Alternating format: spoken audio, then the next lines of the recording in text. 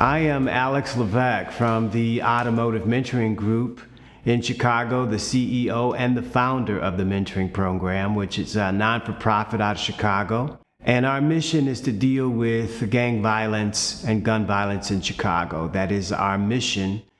And we're doing that by recruiting gang members from across the city of Chicago, of all corners of the city, from Humboldt Park on the north side, Austin on the west side, Inglewood, South Shore, Woodlawn, and many other neighborhoods. And what we're doing is we're recruiting these gang members and showing them how they can work together in harmony to restore classic cars from 1930 through 1972. So essentially what they're doing is they're building vintage Porsches and vintage Ferraris, as well as all the popular American muscle cars like GTO, Mustang, 67 Fastback. They're building some beautiful cars, and they're learning how to do all the construction on these cars, the complete restoration. They're doing all the metal work, all the paint work. They're designing the upholsteries and sewing the upholsteries. And they're doing all the exhaust work along with the mechanicals. So the idea is to teach them how to work with their hands. And that's extremely important in my opinion, because there is a dying need for people to carry on this tradition of automobile restoration with classic cars, because all the old timers are kind of backing out. They've been doing it for 30, 40 years, and we need some fresh blood, if you will, in the industry to kind of hopefully keep this multi-billion-dollar industry of automobile restoration and classic cars alive, because without young people, we just can't do it. So on the surface, it appears that that is the only part of my mission, but it's really not. And the mission is much bigger than that. Because what I've learned in doing this work since we became a non-for-profit is that the more that you want to do, the more that's required. And I learned this over time, because I realized once I started trying to teach these guys how to turn a wrench and how to weld and how to use an industrial sewing machine to design auto interiors, what I realized that a lot of the reason why the behavior was so erratic and that they were doing all of these violent crimes and everything was because these guys were dealing with a lot of pent-up trauma that was never addressed in their earlier lives. And a lot of these boys, and even some of the girls, have been involved in a lot of trauma situations. Maybe they saw a loved one get shot and murdered, or maybe things like, they've had personal issues like maybe even perhaps, in the worst case, molestation, when they were young kids. And because those things were never dealt with, it's a lot of pent-up drama that they're kind of dealing with. So now we've made it possible for them to have some one-on-one time with a psychologist that can sit down with them on a one-on-one basis and discuss those issues and kind of walk them through the process of healing with those issues. But that wasn't what I had planned. I thought I was just going to teach these guys how to build cars. But in order to really successfully get in their head and get the outcome that I want, we have to have a really holistic program to be able to address a lot of issues. So I just talked about the mental health issue, but then there's an issue of being hungry.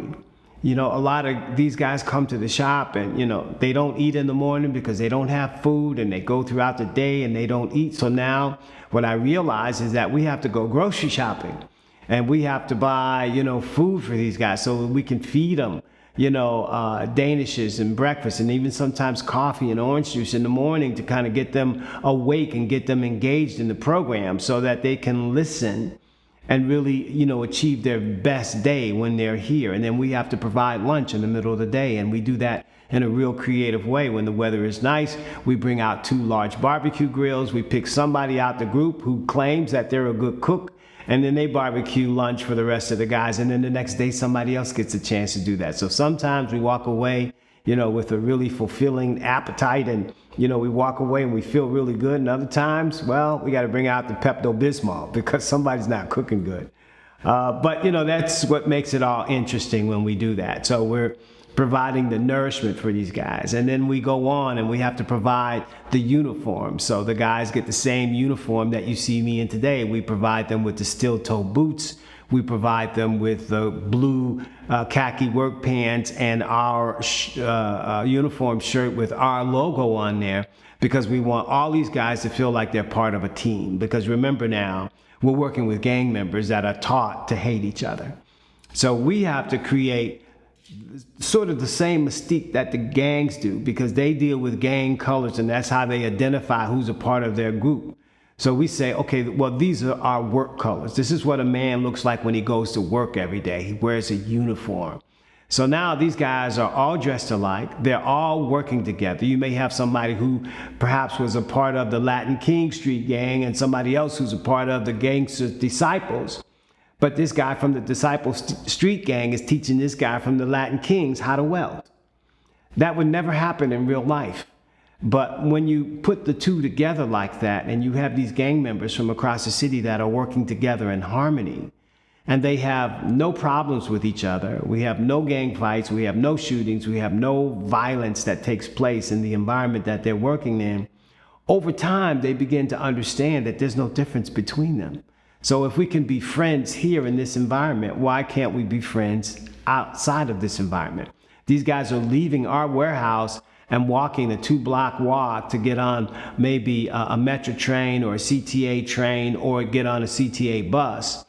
And they're laughing and they're talking about the experiences that they had that day.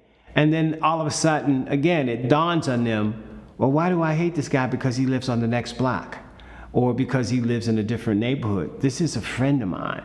So now you're creating, a relationship with these guys that could in many ways be very long-lasting relationships, So we're providing the uniforms, we're providing the nourishment, we're providing the mental health piece, and then the workforce development piece by being able to teach these guys how to work with their hands. And then we want to deal with the anger management portion of it too. So a couple of days a week we get together and we put 25 chairs together, and they're all white chairs that kind of, I guess it symbolizes that, peace, white, and surrender. So we put all of these chairs in a large circle with all of these gang members, and then we have somebody who comes in and sort of narrates that conversation and says, well, how come you don't like this guy? What problem do you have with this guy? And we kind of sort through all of these issues to make these guys think about how their minds have been conditioned about hate for no reason, unnecessarily. So that's another element that we design into the program to try to help these guys think differently. And, this is things that I've learned over the time about working with different types of guys, because we work with, Hispanic boys from Humboldt Park or the back of the yards or Little Village. We work with black boys, from Inglewood and South Shore. And we try to get these guys together to get them to think differently. And what I realize is that the only way that you truly can be successful in changing what a person does is that you simply have to change the way they think. But you got to have a vehicle to be able to do that. And the only way that you could change the way a person thinks is through exposure, by exposing them to more and more and more things so that they could dream bigger, so that they could think different. So we provide a lot of field trips, and we take them to the Ferrari dealership and let them see, the kind of job opportunities that are available there. We take them we have 82 hiring partners that we have agreements with that say anybody who finishes your AMG program, that we will hire them with a 5-year commitment. But not only is that hiring partner willing to make that 5-year commitment, but they want that mentee, the person that we've trained, to make that same level of commitment to them too. So we take them out to these hiring partners and take them into these high-end restoration shops so that they could see the potential of what it is that they're doing to help them with their focus. Because, they're coming and they're showing up every day. They don't get paid. But in the end, they have to see what the victory is. They have to be able to see the prize. So if they know, for example, when I finish this program, I could possibly be hired with Custom Cars Unlimited in LaGrange, Illinois, and they're building cars that are worth $1.5 million for customers, and this is what my future looks like, that encourages them to continue to come back and come back and come back, regardless of whatever kind of adversity that they might face. So it's a very holistic program that we use to really try to change the mindset. And ultimately, someone asked me in another interview, they said, well, so what is your motive, Alex? What are you trying to do? Are you trying to chain them all to be car builders? And I go, yes, that's what I'm trying to do. I'm trying to make them all into car builders, but there's a much bigger picture than that. And that is that I'm trying to create human beings that contribute positively to society. That what I'm ultimately trying to do is I am trying to build better mothers and better fathers to the children that they already have. Because I got 17-year-old boys in this program that I got a 2-year-old son or daughter. At 17, obviously, they're just a kid. They know nothing about how to raise a kid. And if they don't get the proper instruction on how to navigate through life, then the only thing they're going to do is raise that kid the same way that they were raised. And the problem with that is we already witnessed that. It's just a revolving circle of crime and violence on and on and on again. Again, what I'm dealing with, 95%, I would say, maybe 97% of the guys that I deal with are all fatherless boys. Either they don't know their father or they never had a relationship with their dad at all. So it's important. They don't even know how to act like a young man, let alone to act like a man. They don't know how to think like a man. So we have 9 other mentors beside myself. And most of those mentors are retired law enforcement guys. Either they've worked for DEA or the Chicago Police Department or the Cook County Sheriffs or entities like that.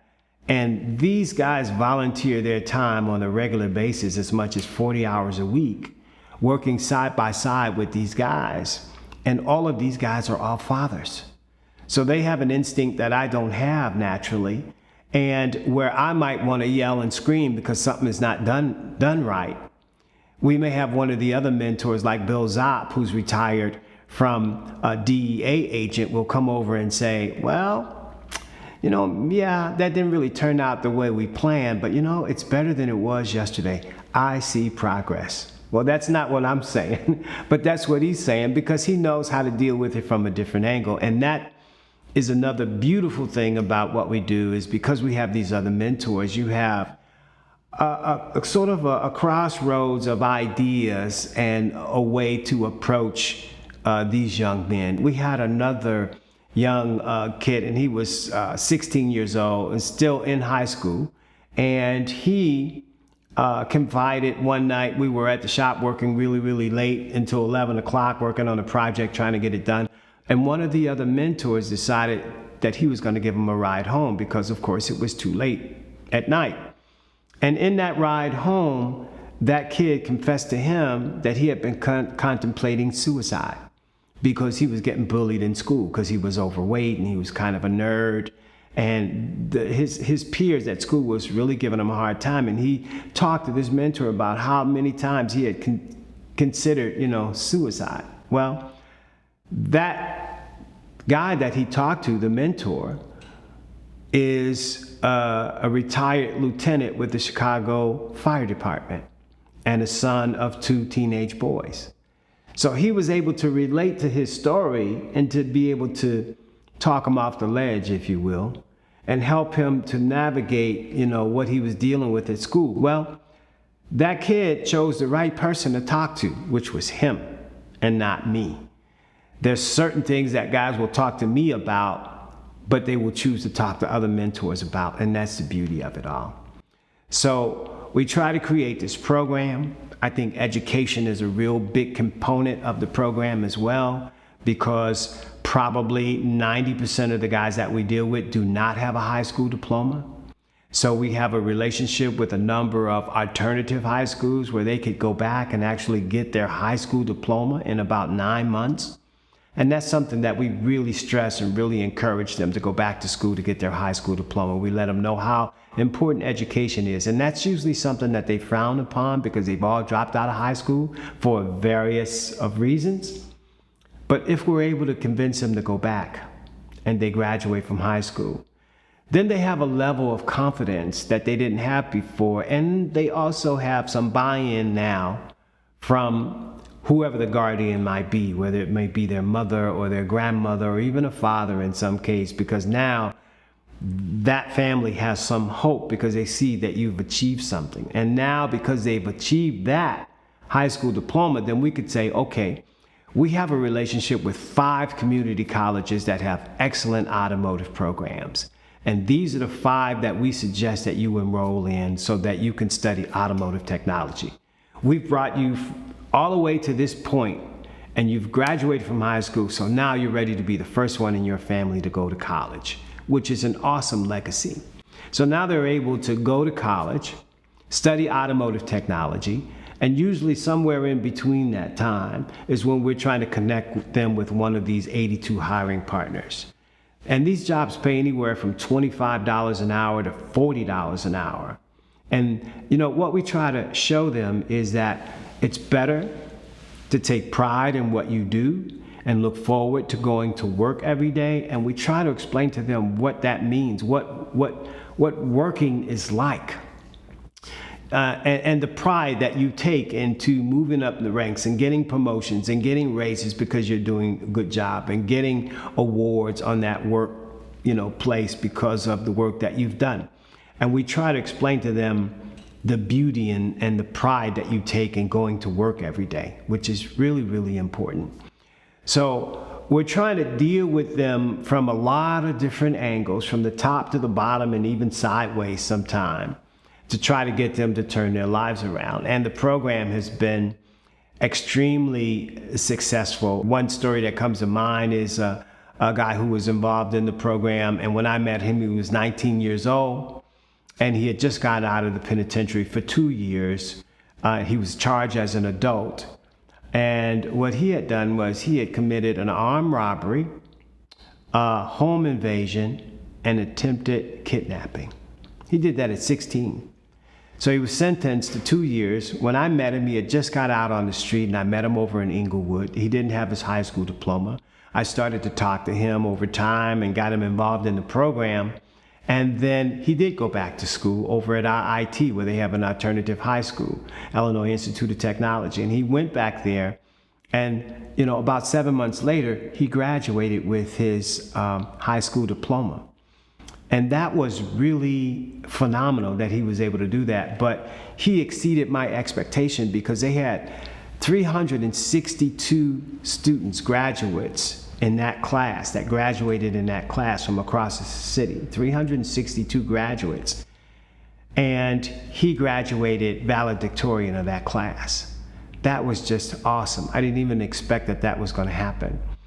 But we knew he was going to graduate. And the whole time that he had been working with us in our program, he was working on a 1987 IROC Camaro for a customer named Mr. Daniels. So it was a complete restoration. You had to paint the car, you had to do all the upholstery work, the carpets, the seats, we had to get the car running. And it was a long process, and this was his project, along working with 2 other guys. But he was the main leader that was heading up this project. And I was really on him. I was really standing over him all the time saying, why is that carpet so short? And why is that headliner flapping in the wind? That should be a lot tighter. And I really aggravated him. And it was obvious that I aggravated him. But in the end, the car was done and it turned out beautiful. And when we went to his graduation and we were standing off to the side when he received his diploma and his other award for being a valedictorian, when he came off the stage, I was standing there and I said, well, congratulations, you did some good work today. I said, I want to give you something. And I shook my hand, I put my hand out as I was going to shake his hand. And congratulations. And he shook my hand, but there was something inside my hand and he felt it and he grabbed it and he looked, and it was the keys to the 87 IROC Camaro. And I said, that's your graduation present. And he just went into tears. at that moment. I mean, he couldn't believe it. He went into tears then. And that was his graduation present that he had been working on all along, thinking that he was working on it for somebody else. But there were a lot of life lessons in that. And one of the things I said to him that day when I gave him the keys, I said, aren't you glad that the headliner's not flapping in the wind now that you know it's yours? Aren't you glad that the carpet is not too short, that it's done perfect now that you know that it's yours? I said, son, always work on something like it's yours. And he got that. And you know, it would be great if that was the end of the story, but it's not. Because after he graduated with his high school diploma, then we encouraged him to go to Kennedy King College in the city so that he could study automotive technology, and he did. And he was about in his third year studying there, and then I lost track of him. I didn't hear from him anymore. And just one day, I wasn't feeling like the best, you know, emotionally. I was kind of a little bit run down that day. I wasn't on my A game. And whenever I get to that point, there's something that I know I need to do to kind of get myself back up. So one of my favorite things is to go to the 31 flavors and get me the biggest banana split that I could eat. So I was going into the 31 flavors one hot summer day, and I was going through the turnstile, and there was a woman walking behind me, and she said, "Hi, Alex, how you doing?" And I turned around real politely, and I said, "I am doing well. So I'm here to get a banana split." And she said, "You don't remember me, do you?" And I said, "I'm sorry, I don't. I meet a lot of people." I said, "But I don't quite remember you." And she said, "I'm Otis's mom."